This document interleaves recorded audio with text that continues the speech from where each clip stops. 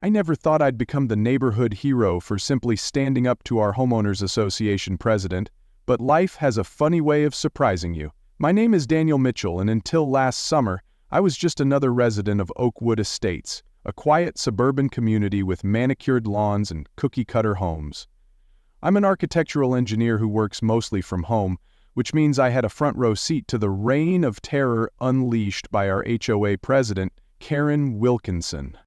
Karen moved into the neighborhood 3 years ago and quickly maneuvered her way onto the HOA board.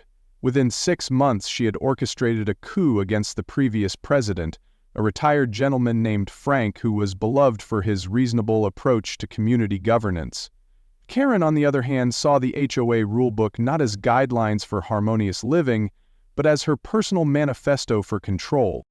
I first crossed paths with Karen during a dispute about my front yard landscaping. I had installed a small rock garden with drought-resistant plants to conserve water. It was tasteful, environmentally conscious, and frankly, none of her business. But Karen appeared at my door one Saturday morning, clipboard in hand and a smile that didn't reach her eyes. "Good morning, Daniel," she said, her voice saccharine. "I'm conducting a routine inspection and noticed your unauthorized landscaping modification. According to HOA Bylaws Section 7.3, all exterior modifications require pre-approval." I leaned against my doorframe and took a sip of my coffee. "Morning, Karen. Actually, I did submit the forms. The board approved them 2 months ago. Frank signed off on it himself." Her smile tightened. "Well, that was the old board.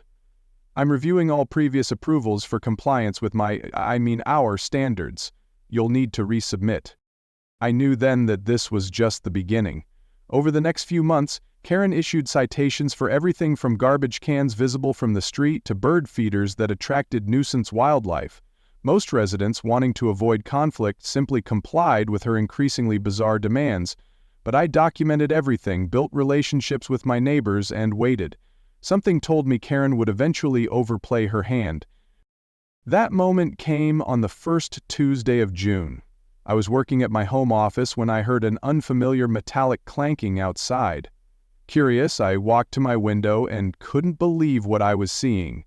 Karen, dressed in khaki shorts and a polo shirt with the HOA logo she'd had custom embroidered, was attaching a bright yellow boot lock to Mrs. Peterson's Toyota Camry.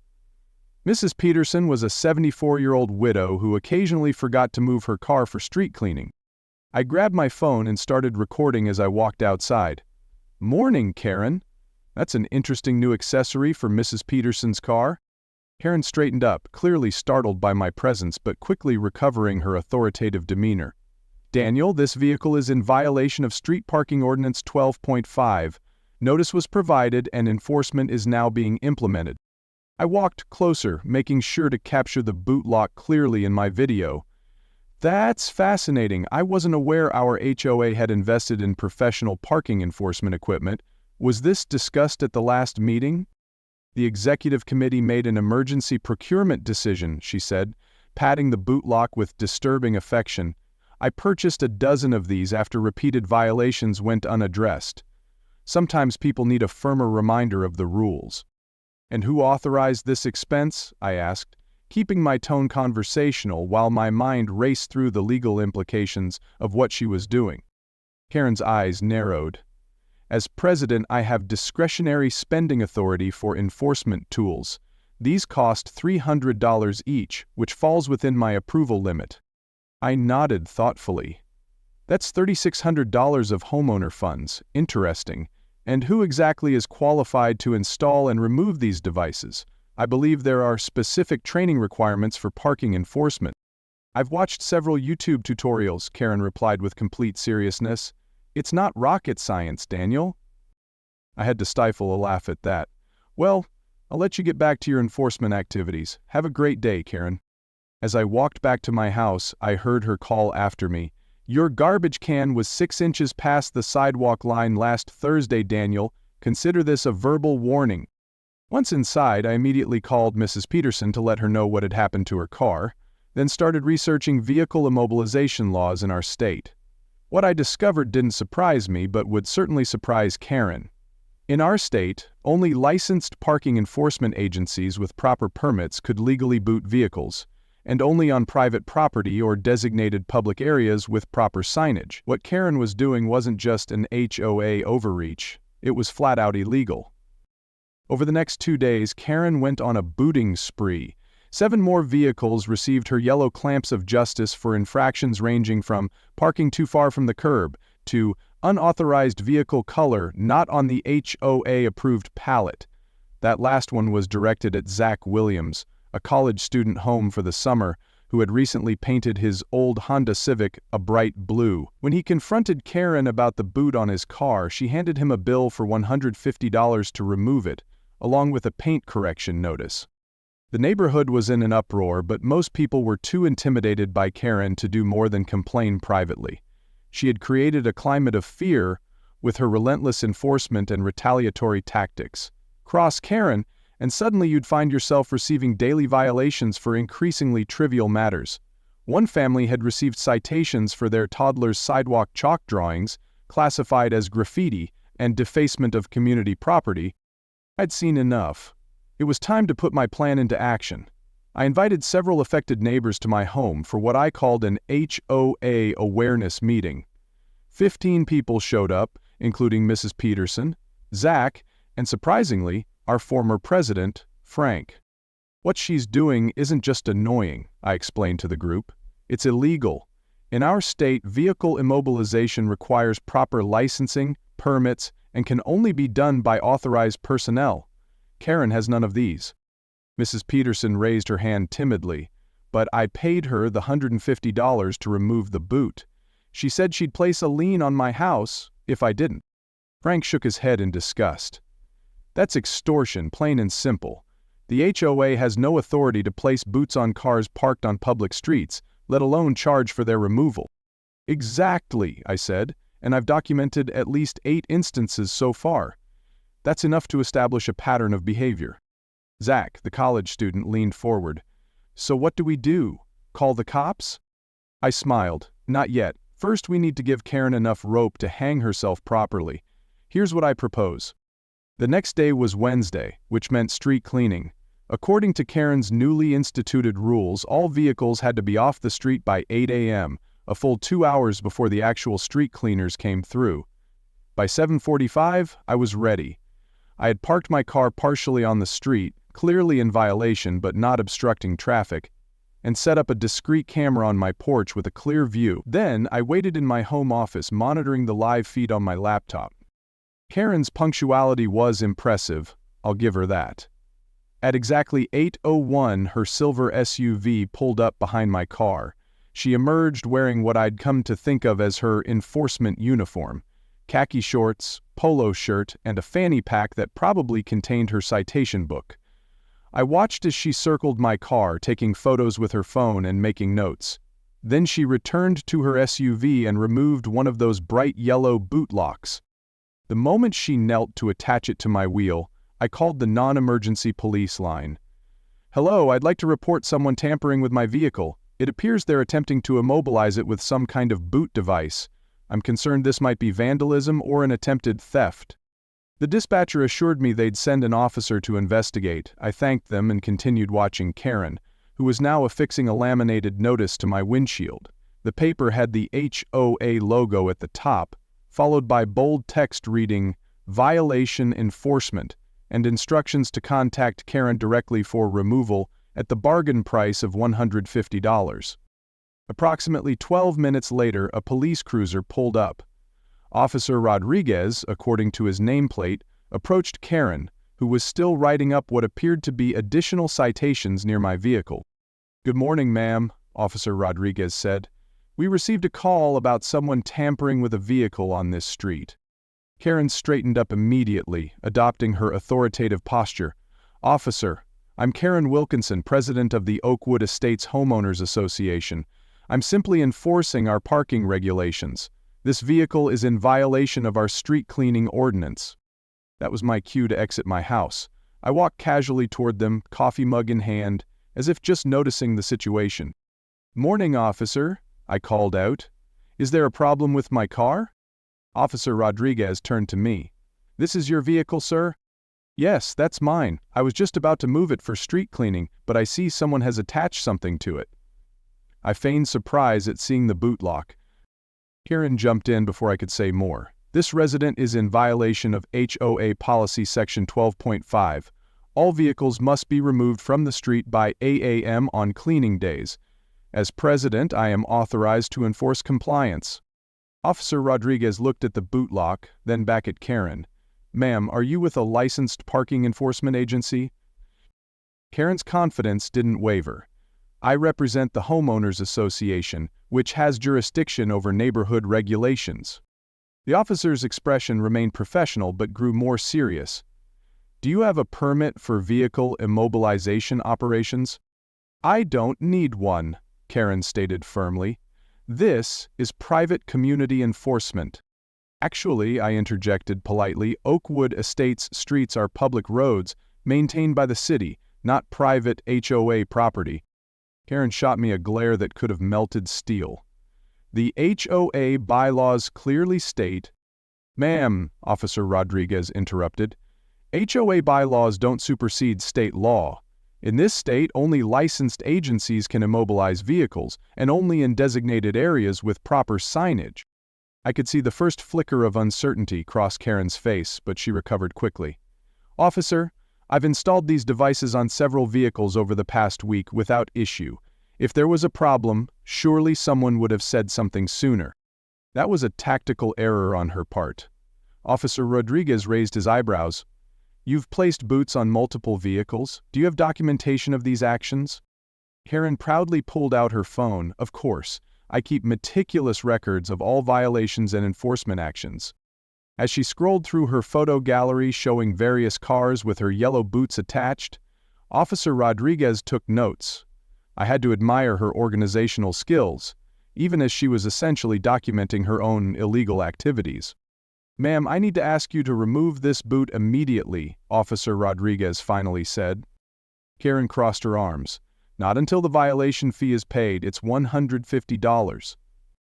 Officer Rodriguez's professional demeanor remained intact, but his voice took on an edge. "Ma'am, what you're doing constitutes unauthorized vehicle immobilization under state law. That's a misdemeanor offense. Additionally, charging fees without proper licensing could constitute extortion. I'm going to need you to remove the device now, or I'll have to take further action." The color drained from Karen's face as the reality of her situation finally sank in. I was just enforcing the rules." "Rules you're not authorized to enforce in this manner," Officer Rodriguez clarified. "Now please, remove the device." With trembling hands, Karen knelt and removed the boot from my tire.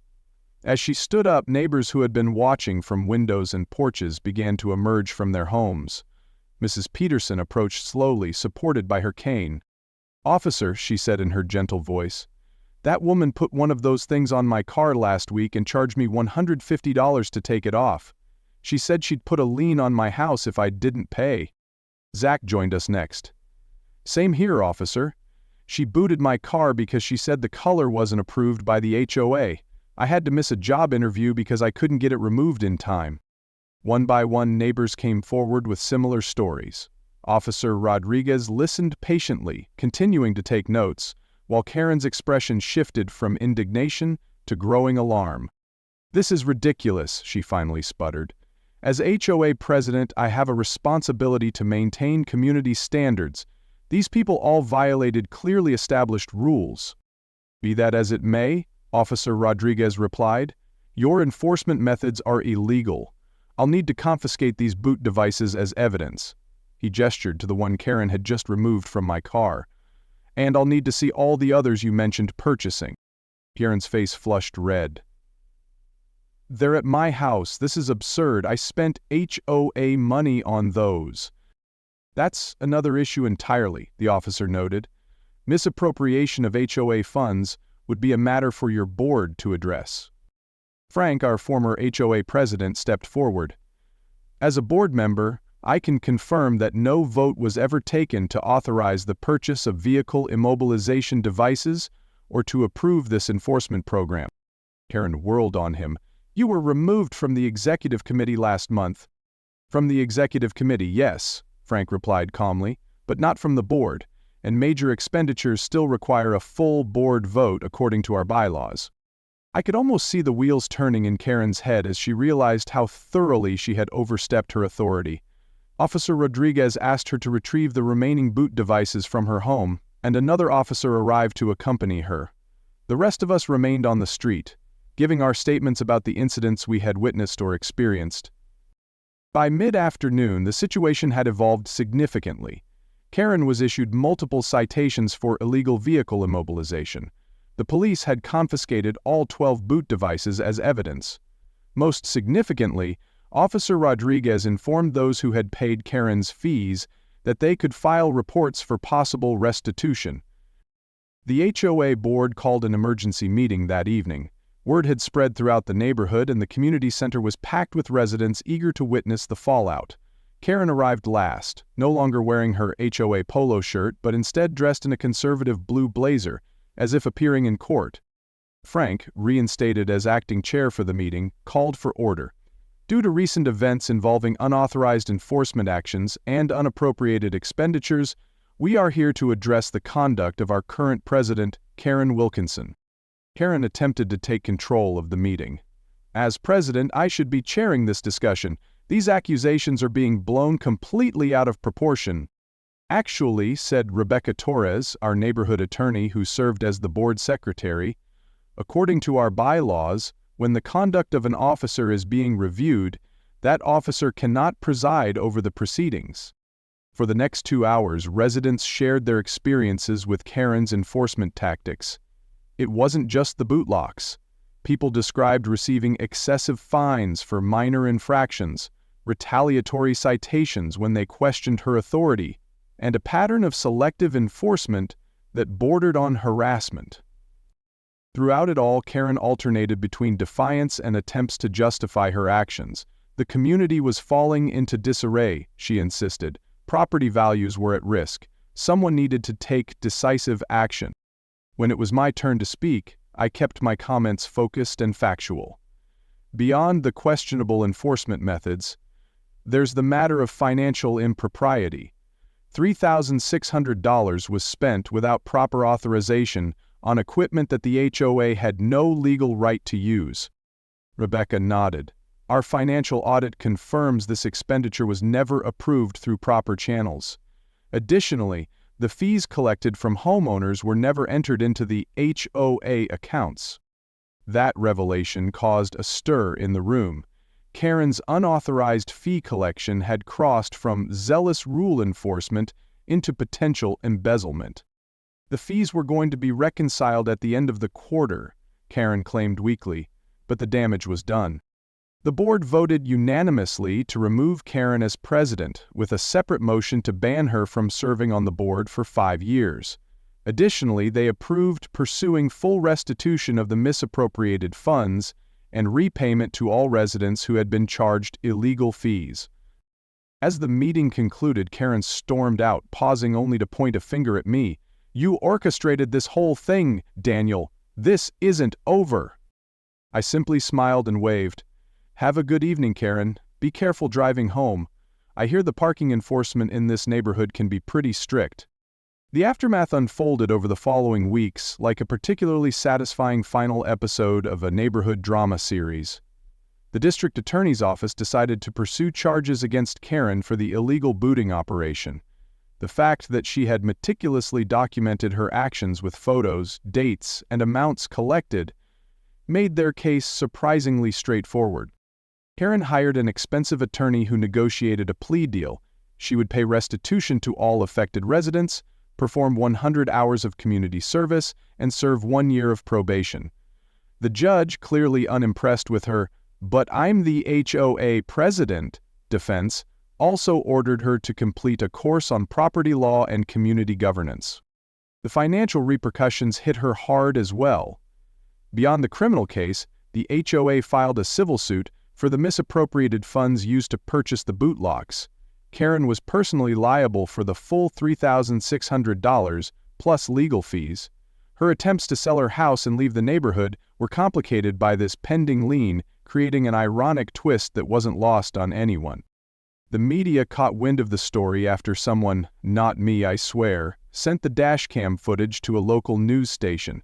The headline, HOA President Boots Herself Out of Office, ran alongside unflattering footage of Karen attempting to justify her actions to Officer Rodriguez.